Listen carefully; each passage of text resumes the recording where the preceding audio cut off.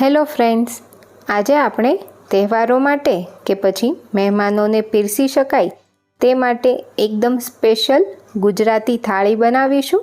આ થાળીનો સ્વાદ તમારા તહેવારોની મજાને ચોક્કસથી ડબલ કરી દેશે.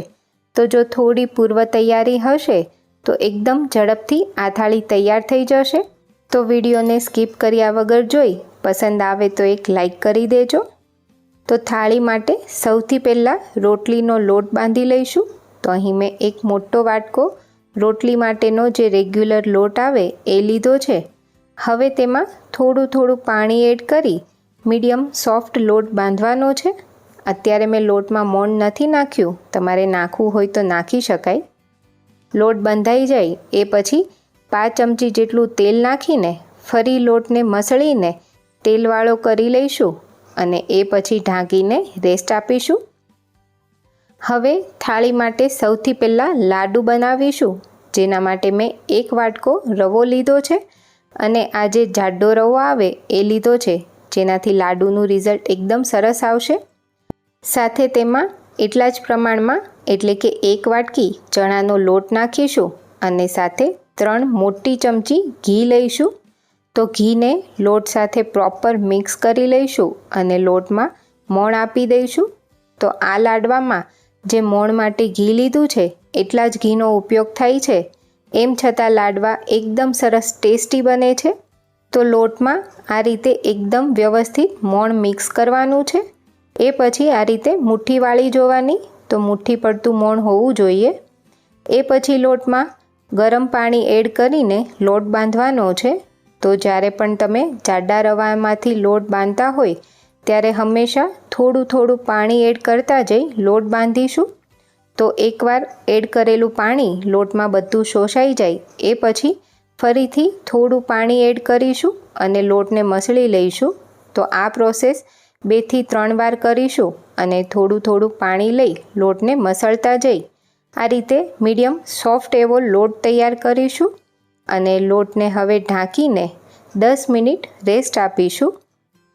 હવે લાડુ માટેની ચાસણી તૈયાર કરીશું, જેના માટે મેં પોણી વાટકી ખાંડ લીધી છે.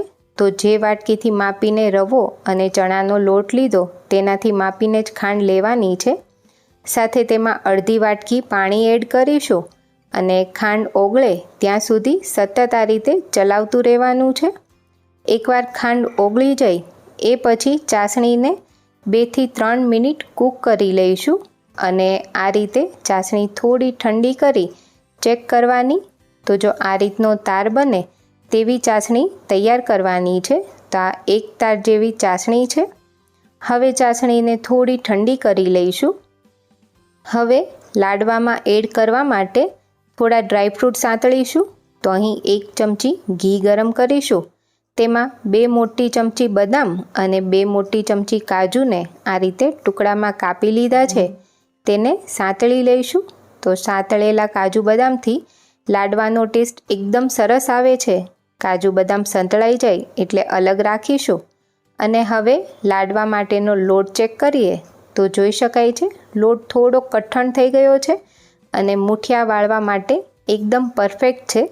જો આ સમયે તમને એવું લાગે કે લોટ કઠણ વધારે થઈ ગયો છે તો તેમાં 1 થી 2 ચમચી પાણી એડ કરીને આ રીતનો પરફેક્ટ મીડિયમ કઠણ લોટ કરી લેવાનો છે. એ પછી તેમાંથી મૂઠિયા વાળીશું. તો થોડો લોટ આ રીતે હાથમાં લઈ પછી મુઠ્ઠી વાળીને આંગળીની ઇમ્પ્રેશન આ રીતે આપીશું, જેથી મૂઠિયામાં આ રીતે થોડો ખાડો થઈ જશે. આવું કરવાથી મૂઠિયા એકદમ સરસ અંદર સુધી તળાઈ જશે. હવે તૈયાર કરેલ મૂઠિયાને એકદમ ધીમા ગેસ પર તળી લેવાના છે અને મૂઠિયા તેલમાં એડ કરીએ ત્યારે તરત જ તેને ચલાવવાના નથી.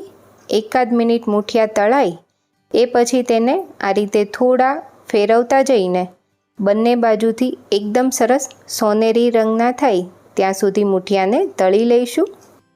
તો મૂઠિયા તળતી વખતે ગેસ ધીમો રાખવાનો છે, જેથી મૂઠિયા અંદર સુધી એકદમ સરસ તળાશે. બધા મૂઠિયા તળાઈ જાય એ પછી તેને થોડા ઠંડા કરી લેવાના અને હાથથી આ રીતે તેનો થોડો ભૂકો કરી લેવાનો છે. એકદમ સરસ મૂઠિયા તળાયા હશે તો એકદમ સરળતાથી ભૂકો થઈ જશે. હવે ભૂકો કરેલા મૂઠિયાને મિક્સર જારમાં લઈ તેમાં 1 ચમચી ઇલાયચી અને જાયફળનો પાવડર નાખીશું અને બધી વસ્તુને ગ્રાઇન્ડ કરી લઈશું. તો આ રીતે સરસ છૂટો રહે તે રીતનો મૂઠિયાનો ભૂકો તૈયાર કર્યો છે. હવે તેમાં સાંતળેલા કાજુ બદામ એડ કરીશું. અહીં તમે કિશમિશ પણ લઈ શકો છો. સાથે તેમાં ચાસણી એડ કરવાની છે. તો ચાસણીને થોડી ઠંડી કરીશું એટલે આ રીતે થોડી ઘાટી થઈ જશે અને બધી જ ચાસણી એડ કરી દઈશું. અને ચાસણી જ્યારે પણ તમે એડ કરો ત્યારે થોડી ગરમ હોવી જોઈએ, સાવ ઠંડી ચાસણી નથી લેવાની. અને હવે બધી જ વસ્તુને પ્રોપર મિક્સ કરી લઈશું.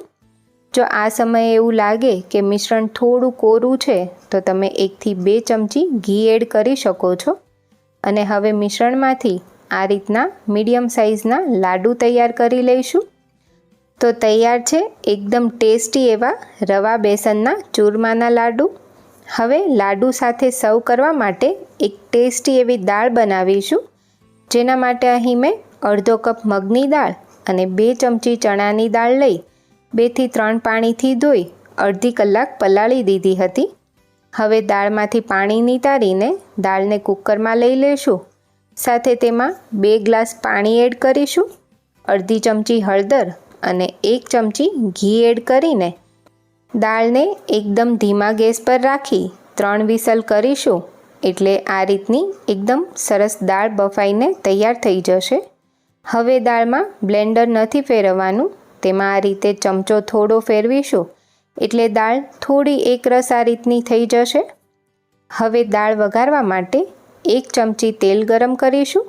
તેમાં 1 તજનો ટુકડો, 3 લવિંગ, 1 તમાલપત્ર, સાથે 5 ચમચી જીરું, 5 ચમચી હિંગ અને 1 ચમચી આદુ લસણની પેસ્ટ લઈશું.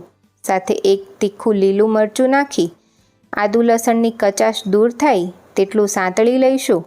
અને હવે તેમાં બાફેલી દાળ એડ કરી દઈશું.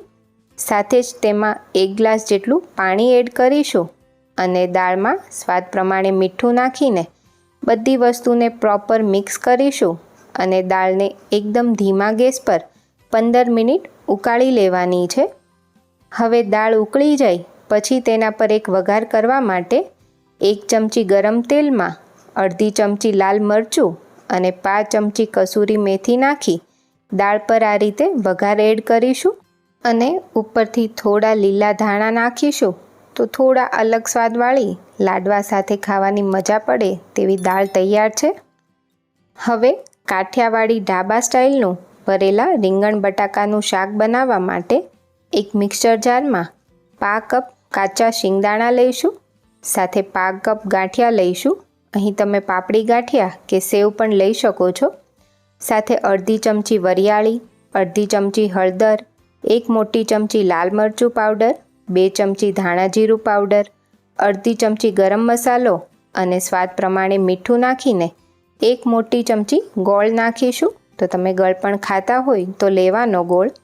હવે બધી વસ્તુને ક્રશ કરી લઈશું. તો આ રીતે થોડું દરદરું રહે તેવું પીસી લેવાનું છે. હવે તેમાં 1 મોટી ચમચી તેલ નાખીશું.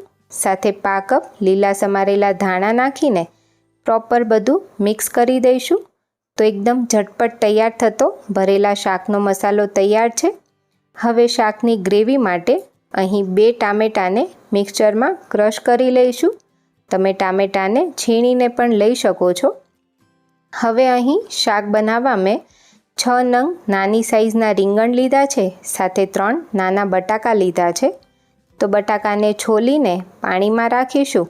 સાથે રીંગણને આ રીતે સાઈડમાંથી થોડા કાપી લઈશું અને ઉપરથી પણ ડીટિયાને અડધું કાપીને પછી રીંગણને આ રીતે 2 કાપા પાડીશું અને અંદરથી થોડા ચેક કરી લેવાના. એ પછી રીંગણને પણ પાણીમાં રાખવાના છે. હવે રીંગણમાંથી પાણી નિતારીને તેમાં મસાલો ભરી દઈશું. તો એકદમ વ્યવસ્થિત મસાલો ભરવાનો છે. સાથે બટાકામાં પણ કાપા કરેલા છે. તો આ રીતે તેમાં પણ મસાલો ભરી રીંગણ બટાકાને તૈયાર કરીશું. હવે શાક વઘારવા કુકરમાં 1 મોટી ચમચી તેલ ગરમ કરી તેમાં 5 ચમચી જીરું, 5 ચમચી હિંગ નાખી ભરેલા રીંગણ બટાકા એડ કરીને થોડીવાર સાંતળી લેવાનું છે. હવે તેમાં અડધા ગ્લાસ જેટલું પાણી એડ કરીશું. સાથે 5 ચમચી હળદર નાખી ધીમા ગેસ પર 2 વિસલ થાય તેટલું કૂક કરી લઈશું. હવે શાકની ગ્રેવી વઘારવા માટે એક વાસણમાં 1.5 મોટી ચમચી જેટલું તેલ ગરમ કરીશું. તેમાં 4 મોળા મરચાં એડ કરીશું. સાથે 1 મોટી ચમચી લસણવાળી ચટણી એડ કરીશું, જેમાં 10 કળી લસણ અને 1 મોટી ચમચી લાલ મરચું લઈ ચટણી ખાંડી લીધી હતી. હવે તેને લસણની કચાશ દૂર થાય તેટલું સાંતળી લઈશું. એ પછી તેમાં ટામેટાની પ્યુરી એડ કરીશું અને ટામેટાને પણ તેની કચાશ દૂર થાય અને તેલ છૂટું પડે ત્યાં સુધી સાંતળવાના છે. એ પછી તેમાં જે વધેલો મસાલો હતો એ એડ કરીશું અને મસાલાને પણ પ્રોપર મિક્સ કરી 2 મિનિટ ગ્રેવી સાથે કૂક કરીશું, જેથી બધા મસાલા સરસ કૂક થઈ જાય અને જે કાચા શિંગદાણા હતા એ પણ કૂક થઈ જશે. હવે ગ્રેવીમાંથી પણ આ રીતે તેલ છૂટું પડે એટલે તેમાં અડધા કપ જેટલું ગરમ પાણી એડ કરીશું અને પ્રોપર મિક્સ કરી લઈશું. હવે ફરી ગ્રેવીમાંથી થોડું તેલ છૂટું પડે એ પછી તેમાં બાફેલા રીંગણ બટાકા એડ કરીશું. સાથે તેમાં 5 કપ ગરમ પાણી એડ કરીને પ્રોપર બધી વસ્તુને મિક્સ કરીશું. અહીં તમારે શાકની ગ્રેવી ઘાટી પાતળી જેવી જોઈએ એ પ્રમાણે પાણી એડ કરવાનું છે. હવે ઢાંકીને 2 મિનિટ શાકને કૂક કરીશું. 2 મિનિટ પછી એકદમ સરસ તેલ ઉપર આવી ગયું છે અને જોઈ શકાય છે કે રીંગણ સરસ આખા રહ્યા છે. લાસ્ટમાં થોડા લીલા ધાણા નાખીશું અને એકદમ ટેસ્ટી એવું ભરેલું રીંગણ બટાકાનું શાક રેડી છે. હવે એકદમ તીખા અને ચટપટા લસણિયા બટાકા વડા બનાવીશું. તેના માટે ખીરું બનાવવા અહીં પોણી વાટકી ચણાનો લોટ લીધો છે. સાથે 5 ચમચી હિંગ, 5 ચમચી હળદર અને સ્વાદ પ્રમાણે મીઠું નાખી થોડું પાણી નાખતા જઈ ખીરું તૈયાર કરીશું. તો પહેલાં ઘાટું ખીરું બનાવીશું, એ પછી જરૂર પ્રમાણે પાણી એડ કરીને મીડિયમ થીક એવું ખીરું તૈયાર કરવાનું છે. એકવાર આ રીતે ખીરું તૈયાર થઈ જાય એ પછી ખીરાને 2 મિનિટ ફેણી લઈશું, જેથી ખીરામાં સોડા નાખવાની જરૂર નહીં પડે. તો ખીરું તૈયાર છે. હવે બટાકા વડા માટે એક લસણની ચટણી બનાવીશું, જેના માટે 10 મોટી કળી લસણ લીધું છે. સાથે 1 મોટી ચમચી કાશ્મીરી લાલ મરચું, અડધી ચમચી સંચળ અને બટાકા વડાના ભાગનું મીઠું નાખીશું. સાથે 1 તીખું લીલું મરચું લીધું છે અને બધી જ વસ્તુને ખાંડી લેવાની છે. તો તેને અધકચરી ખાંડીને આ રીતે ચટણી તૈયાર કરવાની છે. હવે બટાકા વડા માટે અહીં 3 મીડિયમ સાઇઝના બાફેલા બટાકા લીધા છે. તેમાં ખાંડેલી લસણની ચટણી, સાથે લાલ મરચું, અડધી ચમચી ગરમ મસાલો, 5 ચમચી ખાંડ અને 1/2 વાટકી જેટલા લીલા સમારેલા ધાણા નાખીશું અને બટાકાને હાથથી આ રીતે મેશ કરતા જઈને બધી વસ્તુને પ્રોપર મિક્સ કરી લઈશું. તો બટાકાના થોડા મોટા ટુકડા રહે એ રીતે બટાકાને મેશ કરવાના છે.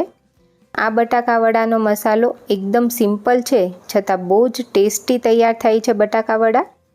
હવે એકવાર બધું મિક્સ થાય એ પછી આ રીતના મીડિયમ સાઇઝના બધા બટાકા વડા વાળીને તૈયાર કરીશું. હવે બટાકા વડાને તળવા માટે ખીરામાં આ રીતે લઈ ચમચીથી ડીપ કરીને તેલમાં બટાકા વડા મૂકતા જઈશું. તો બટાકા વડાને તળવા માટે ગેસની ફ્લેમ મીડિયમ રાખીશું અને બધી બાજુથી આ રીતે ફેરવતા જઈને હલકા સોનેરી રંગના થાય તેવા બધા બટાકા વડા તળીને તૈયાર કરી લઈશું. હવે રોટલી બનાવવા માટે લુઓ આ રીતે અટામણમાં રગદોળીને તેની એકદમ પાતળી એવી રોટલી તૈયાર કરીશું અને રોટલી શેકવા તવી ગરમ કરી તેના પર રોટલી મૂકીશું. એક બાજુથી કાચી પાકી શેકાય એ પછી સાઈડ ચેન્જ કરીને બીજી બાજુ એકદમ સરસ ચડી જાય એ પછી રોટલીને ગેસની ફ્લેમ ફૂલ કરી આ રીતે ગેસ પર શેકી લેવાની છે અને તૈયાર કરેલ ગરમા ગરમ રોટલી પર ઘી લગાવતા જઈશું. તો અહીં થાળી માટેની બધી જ વસ્તુ બનીને તૈયાર છે. હવે થાળી પીરસીશું. તો જોતાં જ મોઢામાં પાણી આવી જાય તેવી આ એકદમ ટેસ્ટી ગુજરાતી થાળી બનીને તૈયાર થઈ છે. આવનારા તહેવારોમાં તમારા ઘરે પણ બનાવજો અને મને કમેન્ટમાં જણાવજો તમને આજની રેસીપીઓ કેવી લાગી. સાથે ચેનલને સબસ્ક્રાઈબ કરી દેજો.